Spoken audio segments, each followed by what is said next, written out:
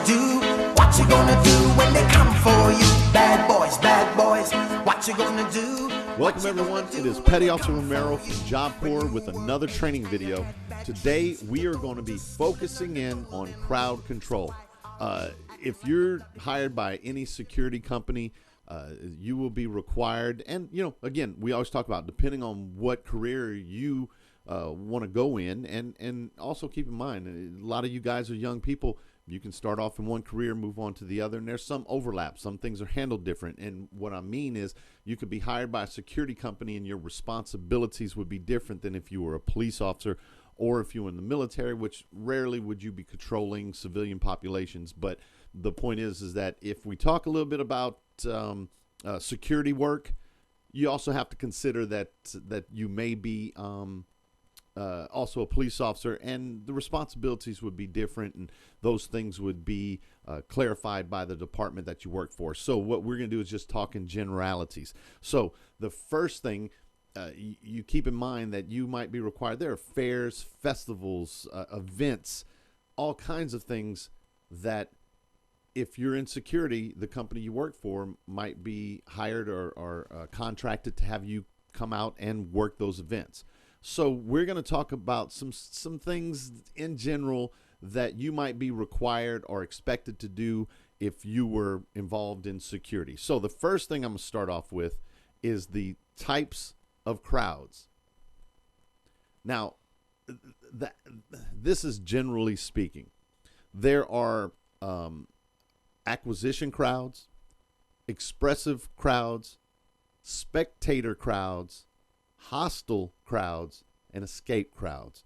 Now, what does all that mean? Well, first of all, acquisition. That is basically when you go somewhere and let's say there's a big shopping event, and Black Friday would be a great example. You might be doing security on something like that. These are people who didn't gather for any specific reason other than they think they might get a good deal on something. But if you're familiar with Black Friday in any way, you know how that can turn out to be a disorganized and sometimes evolve into, I hate to say violence, but there have been fights. So things that's just more hostile, that you want to be not only a presence, but again, we always talk about your ability to be the voice of reason. If you're in security, you don't really have the authority of a police officer, and what you really want to do is be the person that's there to calm the situation down, not to be the person that has to get involved in all these things. Now, the other is expressive. Now, that might be when you have a crowd that's upset about a particular thing. Maybe they are protesting something political. So these people are going to be more of the likelihood to be more outspoken from the beginning because they might have a sign. They might be organized, which makes a difference. If people are just there in general, like you would with a acquisition crowd, where they're there to just, I want to acquire something, so I'm trying to beat the rush. Expressive crowd, they have more feelings about what they're doing. They wouldn't be there if they weren't upset about something. So then the next would be a spectator. Now that might be like a football game. That could be any sporting event, concert. They're there because they are going to be spectators for some type of event or function. Okay. Now the next we start getting into something that's where you have to be a little bit more concerned, and that is a hostile crowd. Now that's a crowd of people that might gather because something happened bad in their community and they are upset about it, and that's where riots happen. That's when I don't want to say protest, but I'm talking about more violent protest. This is where you see on TV where people eventually start looting and breaking windows, and so you're talking about a hostile crowd. Then you have the escape crowd. The escape crowd are people who, you're in an auditorium and they hear fire or a gunshot, and they are stampeding the exits. So both of those last two, the hostile and the escape crowd, are very dangerous right from the beginning. The other three are a little bit more in the line of more expressing themselves or just gathering for an event or something fun. They didn't come there for a negative reason. But when you get into the hostile crowd and the escape crowd, these are much, much more difficult to handle. All right, so the first three, acquisition, expressive, and spectator, can quickly turn into your hostile and escape crowd. Now, obviously, hostile, angry, upset crowd. Then there's also the crowd of people that are going to start running and stampeding. You've probably seen this before on news reports. Once that crowd gets scared, that many people, and you running people over. I mean, there have been people been squished to death against the front door because the front door is locked and they can't get out, but the crowd of people are pushing up against them. That's the kind of stuff that you have to be concerned about with an escape crowd. So be aware. An acquisition crowd, meaning the shoppers, the expressive crowd, or just the people out protesting about something, and the spectators can turn into a hostile and escape crowd. All right, so the next thing that we're going to want to talk about is mob mentality. Now, from all these people gathering together, the mob mentality, you've probably been involved in it if you don't even realize it. Let's just talk about when you were younger. Most of my students are under 23, 24 years old. If you remember in high school, let's say it was a fight or something, then everybody shows up and they're all excited, and when I say excited, I'm not talking about, yay, it's prom night. I'm talking about like their emotions are running high and the testosterone's flowing and everybody's just kind of a little crazed feeling, and you start feeling like you're anonymous. You have this feeling of anonymity, that you're just a gray part of the background and nobody really sees you and nobody knows you're there. You're just part of a bunch of people doing things, and you thinking, and again, it's not reality, but this is the mob mentality, is that the only people who are focused on is, let's say, the two people who are arguing, or there's about to be a fight or whatever, and the person in the background kind of feels like nobody really, I'm just anonymous. Well, there's this day and age with all of the cameras and the videos and the phones, nobody's anonymous. You are being noticed even if you don't realize it. So you have to take that into consideration when you're dealing with the mob mentality, is that these people don't realize that they are being singled out and that they're an individual and that people see them that way. They have just, there's a certain fog that goes through people's minds when they're in a group setting and emotions are running high. So let's spend a minute and we're going to talk about some of the solutions. Now, what I want to discuss is that in these solutions, depending on, we're going to talk about them in general, but if you're working for a police department, your solutions will be different than if you are a security officer, which this is generally focused on. But keep in mind, you're young. You could start off doing one job and evolve into the next, get some experience, go from being a security person to a police officer, or you might go in the military.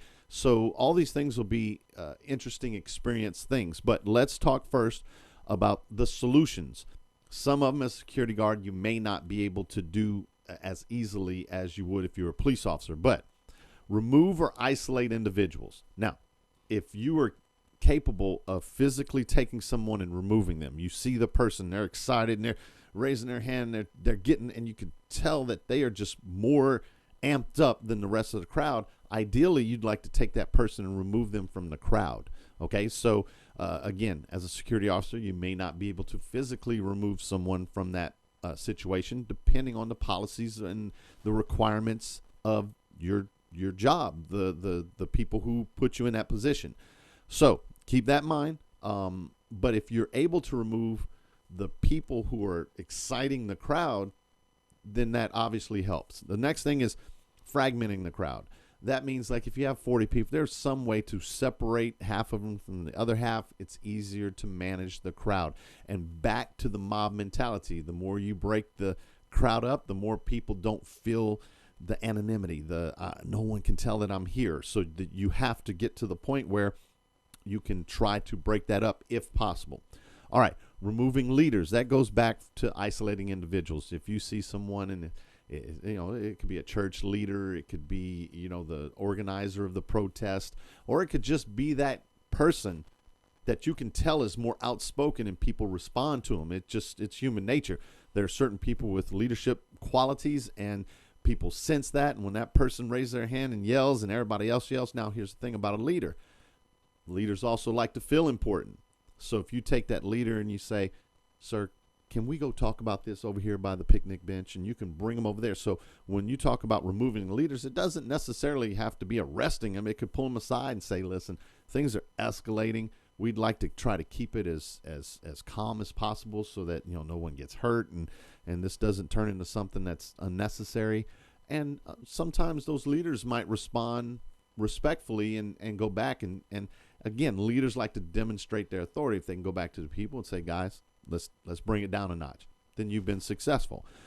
Another is diverting attention. Now, what is diverting attention? Well, how can you get the focus off of the crowd and have them snap out? And again, this is all below the mob mentality. Once that mob mentality starts, how do you break it up? Well, one of them is, let's say it's a megaphone or a PA system, and you kind of say, folks, and it may seem simple, but psychology shows it works. It kind of gets them out of the trance, the mob mentality trance. We need you to disperse. You're illegally trespassing, whatever you may say or someone may say to break people out of that. Oh, well, I thought that you kind of get that nobody can see me, hear me. I'm just part of this big group, and you can break that up. And another thing is focus attention on individuals. Part of the mob mentality that I mentioned is the fact that you feel like you are just part of a herd, that nobody sees you. And if you go to a person and say, you, sir, in the red jacket, I need you to step back, please. Or, ma'am, please calm down. All of a sudden, people realize that they're not invisible. They're this mob mentality that has this gray fog where you don't think you're being seen or heard. You're just part of a big group. You realize that you are an individual, and there are repercussions. Again, if you're a police officer or if you're a security person that's authorized to detain people, you know, you pull these troublemakers out and you arrest them or separate them. And if you don't have that authority, just pointing to a person and realizing, hey, you are visibly an individual that can be punished for poor behavior. Again, they will be punished, in generally speaking, if they do things wrong. The point is to make them realize that, because that's part of the mob mentality is people stop realizing that they can be held accountable. They get riled up. They think they're not seen. By acknowledging a person, they now you can open their eyes, realize, oh gosh, I can get in trouble for this. So you might see them calm down. All right, and again, recognizing the leadership, same thing as we mentioned before. Different ways to try to bond with the leader in order to put yourself in a position where both of you can control the situation, because hopefully your leaders are people who want to avoid something negative happening to anyone and just want their voices heard. So there you go. That is pretty much the crowd control. There's obviously a lot more to it, but this is something that can start a good discussion. So if you like the video, hit the like button, subscribe to the channel. And this is Petty Officer Romero for Job Corps, and we'll talk to you on our next video. Tell me what you gonna do, what you gonna do